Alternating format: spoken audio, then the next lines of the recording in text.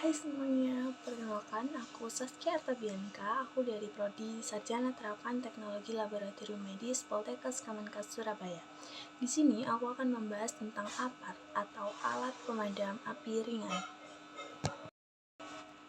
APAR. APAR adalah alat pemadam api ringan.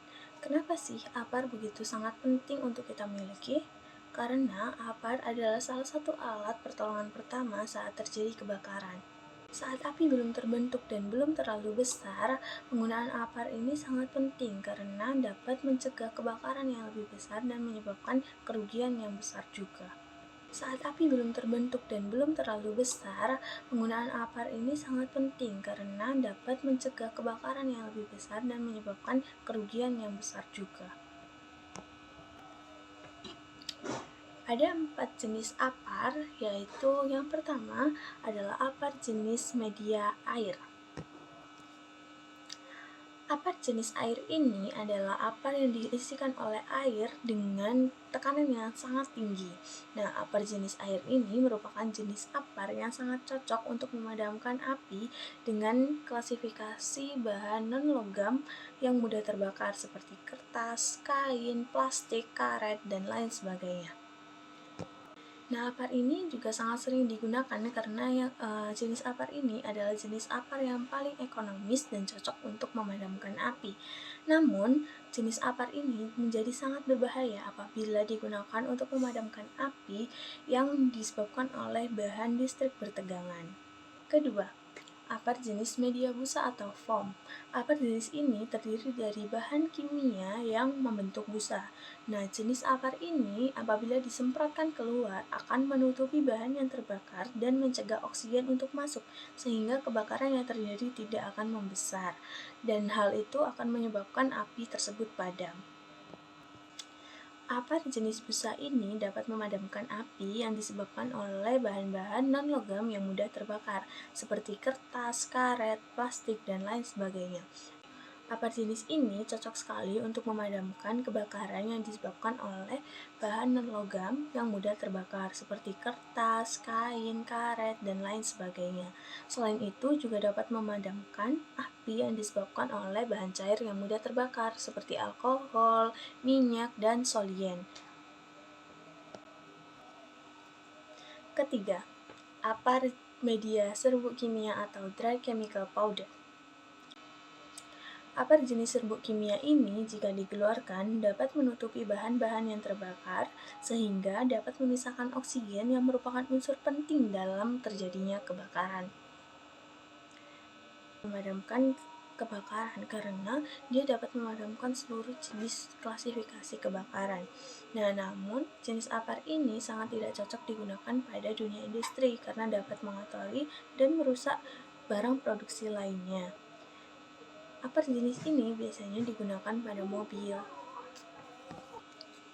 APAR dengan media karbon dioksida. Jenis APAR ini menggunakan karbon dioksida sebagai bahan untuk memadamkan api. Nah, APAR jenis ini sangat cocok digunakan untuk memadamkan api yang disebabkan oleh bahan cair mudah terbakar seperti alkohol, minyak, dan solien atau yang lainnya, dan juga sangat cocok digunakan untuk memadamkan api akibat dari listrik bertegangan. Cara efektif penggunaan APAR yaitu dengan metode PAS, pull, IM, squeeze, dan sweep.